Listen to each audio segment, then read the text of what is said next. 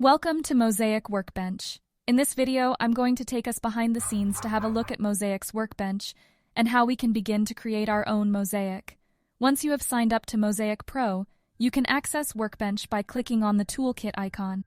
Now, in my Workbench, I have a mosaic layer here that I created to show where my development application sites are. I'm going to show you how I did these, so you too can do this in MOSAIC. First, let's navigate to the Create New Dataset page. You can see here there are a few options, and in this video I'm going to choose to create from scratch, because I don't have an existing dataset. This is handy because as I use MOSAIC, I'll add in my sites as I find them. So I'm going to start fresh and begin to make my own mosaic. Let's say I wanted to create a mosaic of potential acquisition sites that I am currently investigating. Let's start by giving my dataset a name and choosing a geometry type. I'm going to pick a point as my geometry type. You can also use a polygon for very large sites that cross into different properties, but for this one, I'm going to use a simple point on a map. Now, I'm also going to give my dataset a description, choose an icon and a color. Next, we start to add in data fields we want to cover in our mosaic.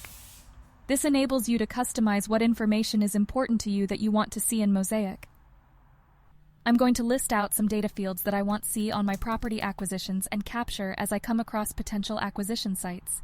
You can choose as many fields as you want to capture, and the types of fields, such as number, dollar value, text, or even a web link to your project files. In this case, I'm going to create a link to my file drive where I keep other documents and information that I may need to quickly access. Now that I have created this dataset, I can go back into MOSAIC and start plotting out my sites. Just click on Add Feature and Whereabouts on the map where that site will be, and fill out the fields. I can do this as many times as I want for as many sites as I have or that I find. Now that those fields have been filled out and saved, my mosaic comes life. See here how I can now click on that site and see details about my potential acquisition site in the Site Information panel? I can now overlay that with other datasets that are already in MOSAIC to help me make some good strategic decisions. If I wanted to edit my sites or update it, I can go back to my dataset and change anything, and then my mosaic will automatically be updated.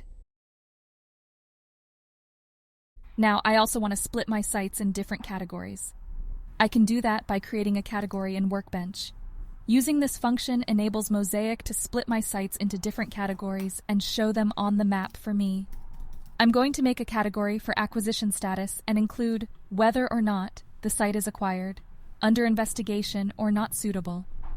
Once that is done, I go back to my dataset and click on the status field and apply the category as a data type. MOSAIC will now apply that category and show me on the map as I categorize sites into one of these options. Too easy. Now remember to use our guidebook or contact us if you have any questions.